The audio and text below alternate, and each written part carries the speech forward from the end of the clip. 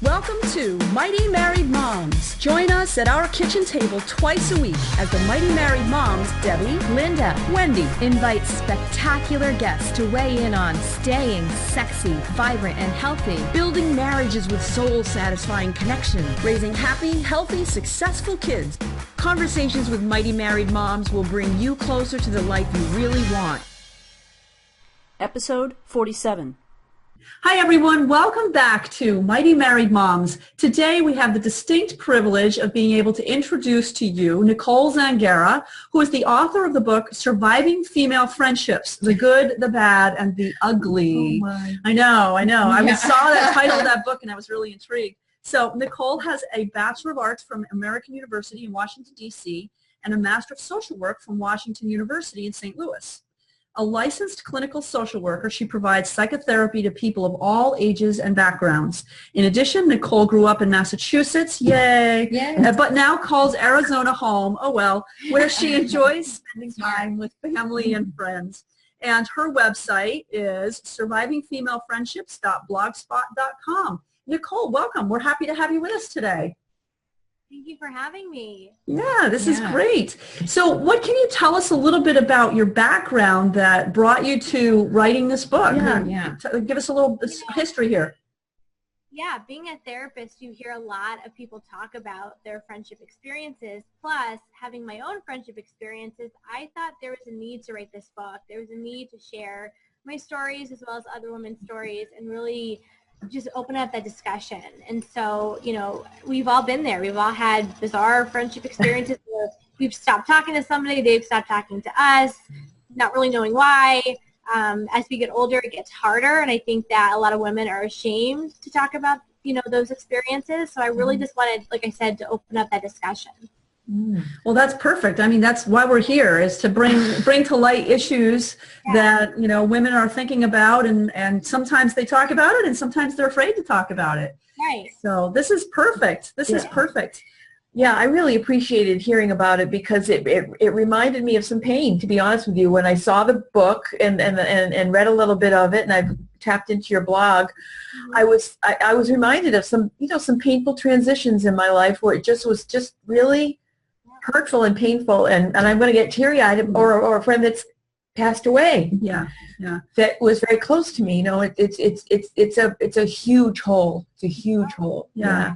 And female friendships are different than our marriage relationships, and yet in some ways, from your book, there's some similarities too. So, say more about that. Yeah. You know, it's funny because I have a whole chapter in the book about how we meet and make friends is so similar to how we date a romantic partner. So, you know, you meet each other, you get to know each other, you share intimate and personal things about each other. You know, even though there's no romantic stuff going on, there's still a lot of time and effort getting to know each other. And so, you know, you go on a road trip together, you go to their family's events and holidays. So it's very similar to a romantic relationship. And I think as women, we just tend to share more. We get more emotional. You know, I talked to in the book about, you know, the emotion connection and the more physical connection, you know, and how men tend to be more action driven. You know, they spend time playing basketball together, and they may talk a little bit, but it's not very deep. No. Versus men spend the day having coffee or shopping, and it's just talk, you know, and so that's just how it is. And women just tend to give more and really give more of themselves in a friendship. And that's why it's so painful when there's a loss of some type, because there's, like you said beautifully, there's a hole, and it's like, what do I do with this? Right.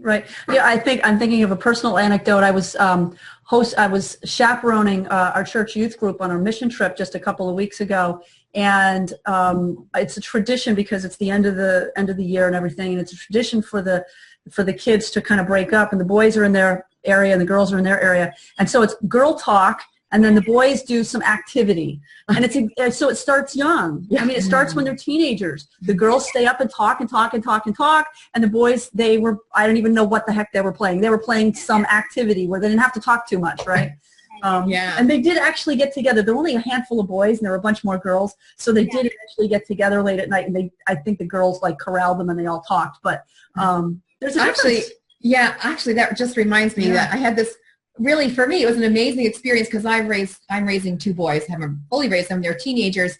But we had some friends over one time when they were all really young, and there were girls and boys, and they were all playing tag. It was just tag, and they were running around the house, up and down the hallways, hiding behind the couches, whatever they were hiding. And at the end of the night, we went to clean up, and there were all these notes that the girls were writing to each other. Why didn't you protect me? Why did you hide over there? Why didn't you do it? It was like, wow, all these notes, and they were really intense, and the boys were just playing tag, They were just playing games. They're all serious about it, and I'm mad at you because da-da-da-da. And we were like, wow, this is what it's like to raise a girl. Yeah, it's different. Yeah. So it's just the relationships are very different, and in some ways the same, right? I know our kids are going through as they grow up, they have friendships, and friendships fall away, and new friendships happen, and people treat you one way or another, and we've had lots of talks about it doesn't really change when you grow up. The same thing continues to happen. So I was just wondering, what do you think are the best and worst aspects of female friendships? Mm-hmm. Loaded question, right? It's a long one. Yeah. I think the best aspect is, having that experience with a friend, and, what it means to have a good friend, not just an acquaintance or a friend, but a really true best friend. I think that's just amazing experience to be able to share and count on somebody and lean on them and have them lean on you, and just have that time and experiences. And then the hard aspect is when things change in the friendship, when maybe you don't talk as much, or you don't see each other as much, and things feel off. I've had a lot of people say to me, things are just feeling off in our friendship.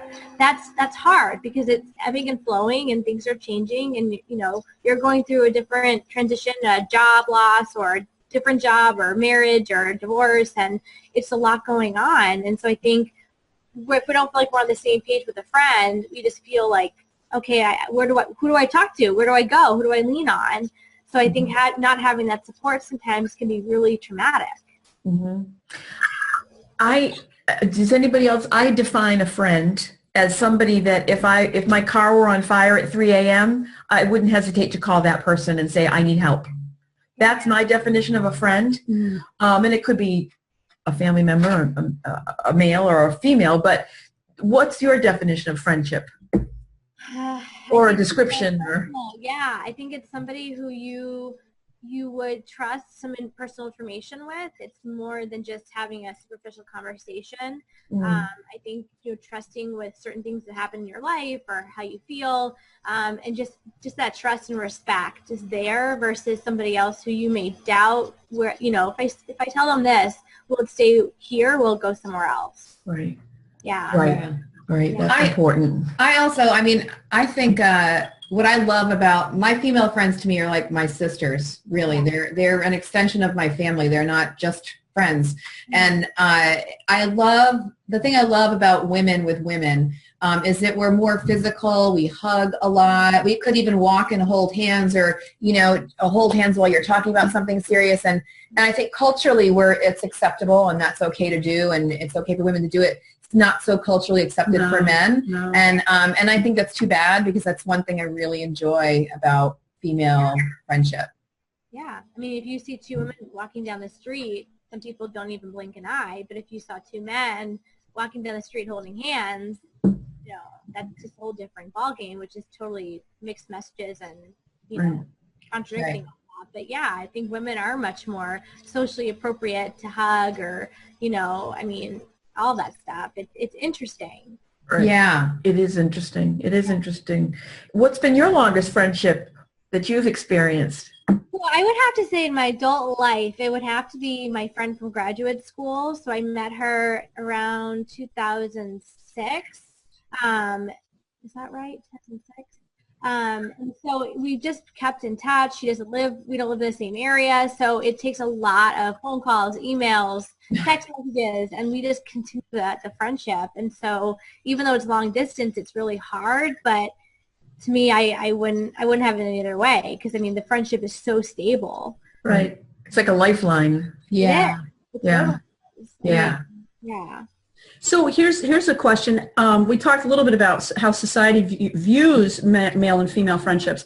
What are the differences between the way men view their friendships with each other and the way women view their friendships with each other? I don't know that at 3 a.m. if some guy's car was burning, he'd call his best friend. I don't know. I mean, it would depend on the person, kind of like the example you gave.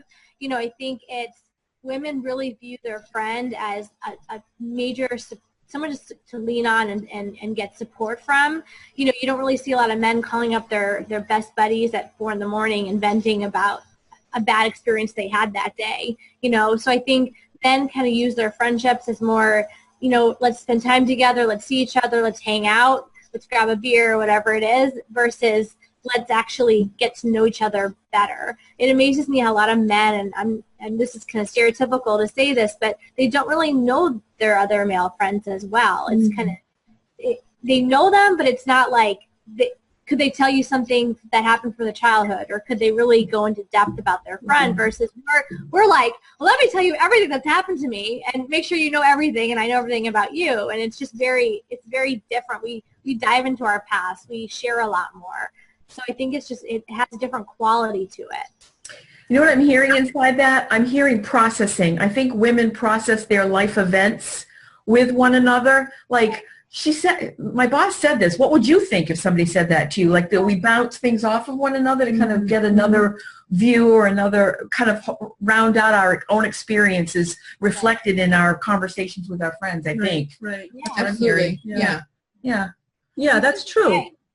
And men are more siloed. Like this happened to me today. Yeah. On to the next subject. I don't know that they engage one another in what do you think I should do with my wife, or how do you think this should go? Sometimes they do. Sometimes they do. I think, you know, if we're making some broad generalizations here, which we are, let's face it. I think you're probably right. Yeah. I think we seek more advice, I guess, too. I think it's more of, you know, hey, what are your thoughts about this? What are your thoughts about that? And I think men do it differently. It's more, it's less emotional, kind of how they do it, you know.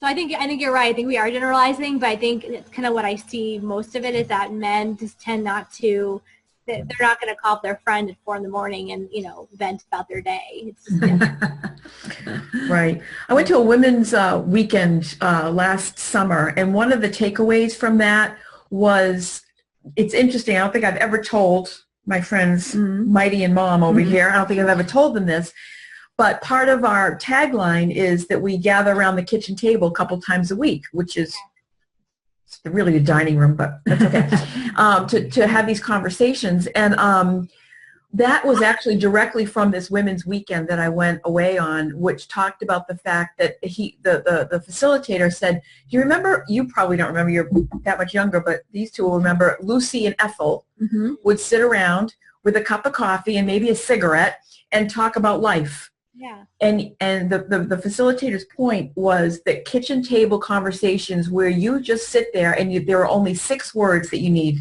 Yeah. I know. I understand. Yeah. That's hard.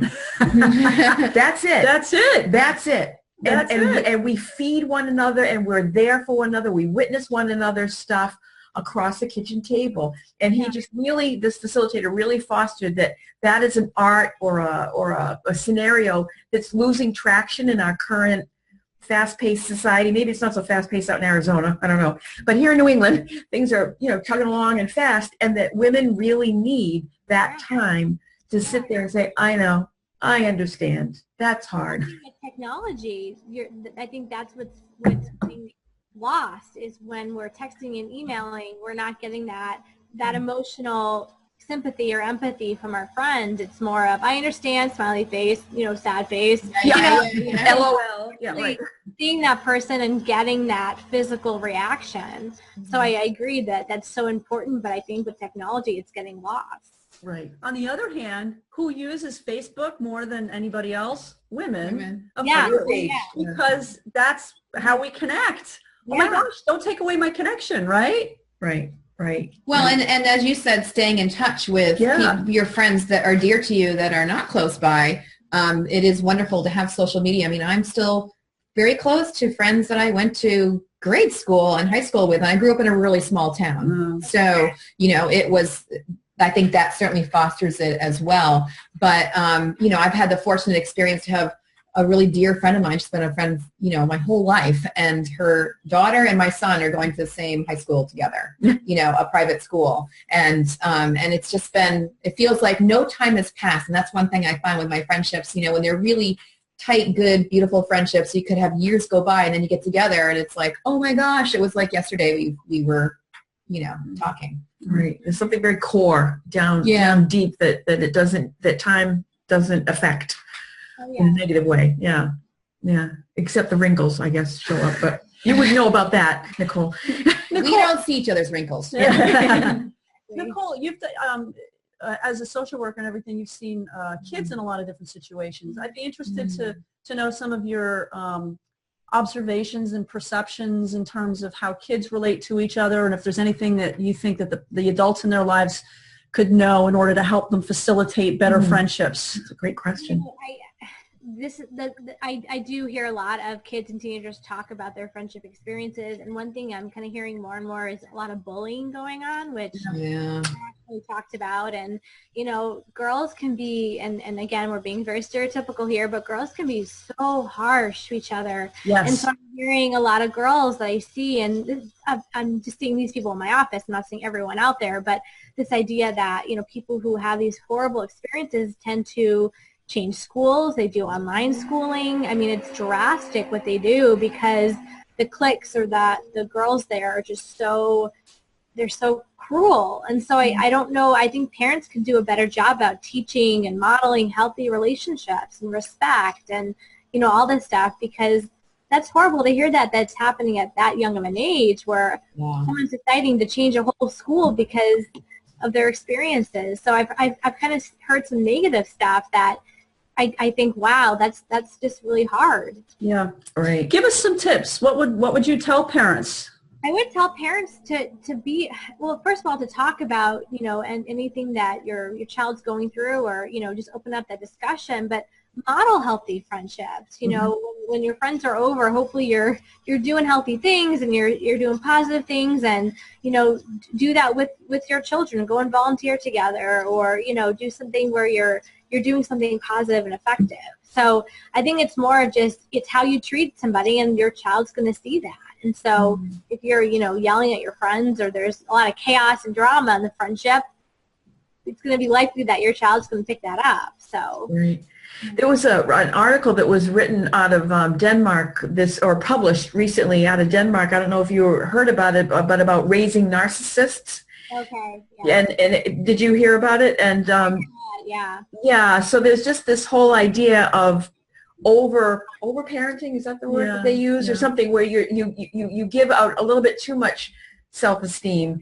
And so I imagine in those bullying conversations there may be a distinct role that a parent could play in that, which is to say, my child would never, ever send an awful message over text. My child would never, ever dog anybody on Facebook. To open up your eyes to the possibility, and to really, so that's a role that I see in that is a bit more humility, or a little bit, ability to say, my child is, is made of flesh and blood too, and has the ability to, reality-based. That's a great way of framing it. I mind a lot of parents they know their kids have a Facebook account, Twitter account, whatever, but they don't see anything on it. So I'm not saying to be over their shoulders at every moment in time watching what they're doing, but to make sure they're posting appropriate content, they're not being mean to somebody and just stuff like that, just to be more aware. Checking in. Yeah. Right. Yeah. Right. Do you see anything in particular in your practice about girl friendships versus boy friendships that feeds into kind of your experience or your book? Everyone has issues with it, girls and boys. It really is universal in terms of struggling with friendships. Finding your niche, finding people that feel this feels right. I think we go through a lot of different friends to find the ones that we feel most comfortable with. So I think it's hard. Mm-hmm. Do you have any suggestions about if you're going through a difficult patch with a friend in terms of what we might do to kind of, like, especially if if that's your go-to person and your go-to person is you're not your go-to person, how do you? I'm a big fan of communication. I probably over-communicate a lot of my relationships. But this idea of talk to them, bring that discussion open. Say, hey, I'm feeling really off with you, or something's not feeling right. Can we talk about it? You're important to me. All this stuff. And so just to open that discussion up, not attack, not tell them, you've done this or that. Just say, I feel like it's been rocky between us, and just open up that way. Right. I want to work on this friendship. I want you in my life. Use a lot of that kind of language. Mm-hmm. That's a really good idea. Yeah, that's helpful, because I could get very defensive and say, you're not calling like you used to, and you never answer the phone when I call you. I could get into that sort of throw the ball over in their court, saying you should be a better person than you are. Right. Get all about you rather than what's going on with them. Trying to reconnect. Right. But it's that way in relationships in general, though. Absolutely. I mean, if you're talking to your husband and saying, you don't do this and you don't do that, and blah, blah, where, throw it back on yourself, say, I feel like this is hurting me because. All right. So I think it's important to me because. I'm looking for some help here. I'm looking for some input. Right? Yeah. No, that's good. That's a good word. Mm-hmm. That's a good word. I learned throughout my friendships that you can't take things personally all the time. If somebody stops talking to me all of a sudden, of course we go, what did I do wrong? It's like that's the first thought that goes through our minds. It's horrible, but that's what we do. Did I not do something? Or, you start faulting yourself versus, what, maybe she's going through something right now and needs space. Maybe I just need to back off a little bit, and just not personalizing things all the time, because that can get us into trouble. Totally. Do you think that's kind of a typical female thing? Oh my gosh, it's my fault. I did something wrong. Yeah. Totally. Now, where does that come from? That how, that seems, if I step back a little bit, it seems very, I'm the center of the universe, aren't I? Like, how did that develop? I mean, I'm the youngest. I know how my center of the universe developed personally, but I don't know about the rest of you people. But I'm the oldest. Yeah, clearly I know what the heck I'm doing. So. I was the middle child. There you go. Oh, that's never come out before. No. That's great. Yeah. I don't know. I think it, part of it's self-esteem stuff, maybe not feeling confident enough in yourself and in the friendship. If it's a newer friendship, kind of, if it's not really completely stable just yet, you might start saying, oh, did I not call her back or something? Or did I not, you start faulting yourself. But I think it's something we just do as humans. And I don't know if there's any rhyme or reason to it. Yeah. Yeah. Feeling like it must be me. It's like, oh my goodness gracious. I know. I know.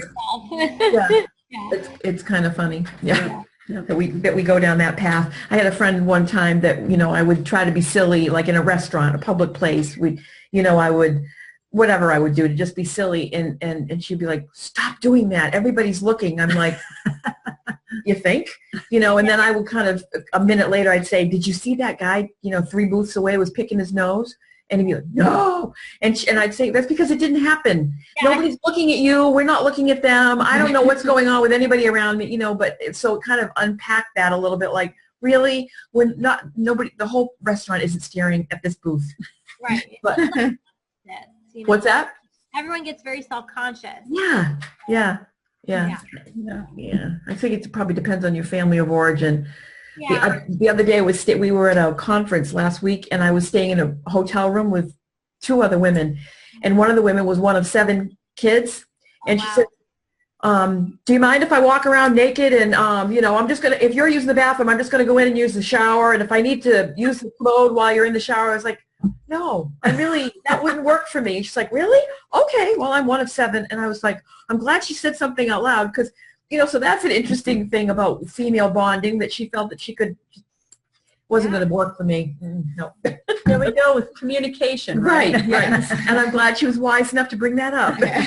And it's about boundaries in your friendships. You all have different levels of boundaries. So maybe for some friendship, that's totally okay. Yeah, walk around naked. I don't care. Other people are like, no, put some clothes on. I need this to feel okay to me. So, I think it's about, boundaries and communicating boundaries.